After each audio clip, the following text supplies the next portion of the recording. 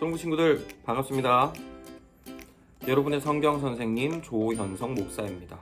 오늘은 지난 시간에 이어서 하나님께서 정해주신 제사의 규칙의 의미들을 살펴보도록 하겠습니다. 지난 시간에 살펴본 대로 하나님께서는 이스라엘 백성들 가운데 성막을 주셨죠. 이것은 하나님께서 자기 백성들과 함께 계시다는 것을 보여주기 위함이라고 했습니다. 이를 한마디로 표현해서 임마누엘 하시는 표시로 장막을 주셨다고 했죠. 그런데 성경을 쭉 살펴보면 아시겠지만 이 성막이라는 곳은 하나님의 집일 뿐만 아니라 또 다른 아주 중요한 일을 하는 장소이기도 했습니다. 그 일이 무엇인가 하면 바로 제사죠. 그리고 우리 친구들이 여기에서 분명히 알고 넘어가야 될 것이 있는데요. 그것은 우리나라에서 예수님을 믿지 않는 사람들이 조상님에게 드리는 제사와 이 성경에서 말하는 제사는 전혀 다르다는 사실입니다.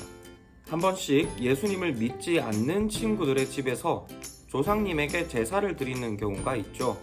여기에서 제사란 유교에서 드리는 제사를 말합니다. 유교에서는 죽은 조상님들을 위해서 맛있는 밥상을 차리면 죽은 조상님들의 귀신이 찾아와서 그 밥상을 맛있게 먹고 후손들에게 복을 준다고 생각합니다.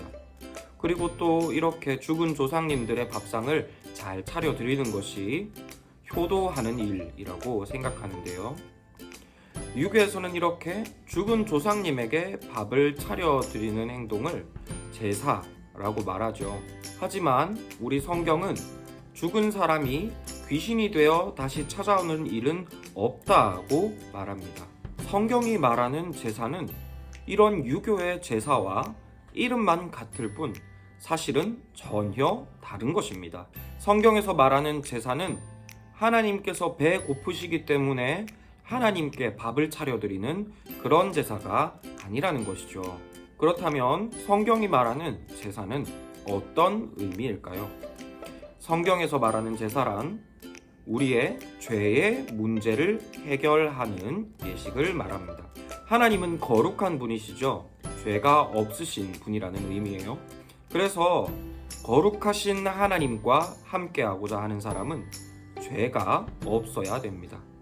하나님의 도움을 받기 위해서는 죄가 전혀 없어야 한다는 것이죠. 하지만 이 세상에는 죄가 없는 사람이 한 사람도 없습니다. 모두 죄를 지었고 죄를 가지고 태어났습니다. 그렇기 때문 하나님께서 성막을 통해 이스라엘 백성들을 찾아오신다 하더라도 이스라엘 백성들은 그들의 죄 때문에 하나님께 나올 수가 없었던 것이죠. 그리고 이런 이유로 하나님은 성막 안에 죄의 문제를 해결하고 이스라엘 백성들과 만나 주실 방법으로 제사라는 것을 정해주신 것입니다. 죄가 있는 백성들도 거룩하신 하나님께 나아올 수 있게, 그리고 하나님의 도우심을 받을 수 있게 하시려고 이 죄의 문제를 해결할 방법인 제사를 주신 것이죠. 하나님은 죄 없는 짐승의 생명을 대신 받으시고 이로써 이스라엘의 죄를 용서해 주셨습니다. 그리고 이렇게 죄의 문제를 해결받은 이스라엘 백성들은 하나님께 나아와 하나님께 도움을 받을 수 있었던 것이죠. 그런데 우리 친구들, 지난 시간에도 말씀드린 대로 우리에게도 이런 성막이 있다고 했습니다. 바로 예수님이시죠.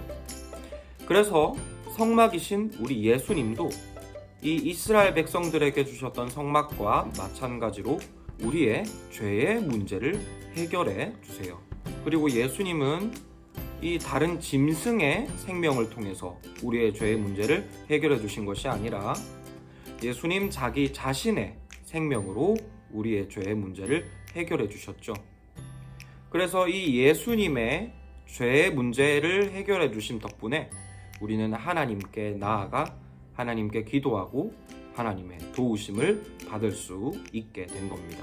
그리고 이런 이유로 성경은 예수님을 하나님을 만나는 성전일 뿐만 아니라 우리의 죄의 문제를 해결해 주시는 제사장이시다라고 설명하고 있습니다. 그리고 이런 죄의 문제를 해결해 주시는 예수님을 믿는 우리는 죄가 하나님과 우리 사이를 갈라놓았다는 사실을 기억하고 죄를 미워하기 위해서 노력해야 합니다. 또 동시에 예수님께서 십자가의 죽으심으로 우리의 죄의 문제를 해결해 주셨다는 사실을 기억하고 그 예수님께 감사해야 하는 것이죠. 이것이 바로 성전이시고 제사장이신 예수님을 믿는 우리가 가져야 할 믿음의 자세입니다. 오늘은 성경 공부의 내용이 조금 어려운 것 같죠? 이해가 잘 안 되는 친구들은 오늘의 성경 공부 영상을 여러 번 반복해서 보시고, 그래도 이해가 잘 안 된다면 그냥 이 내용들을 머릿속에 외우시면 좋을 것 같습니다. 그러면 이것으로 오늘의 성경 공부를 마치도록 하겠습니다. 이번 한 주간도 건강하게 지내시고요. 또 다음 주에 뵙도록 하겠습니다. 초등 친구들 안녕.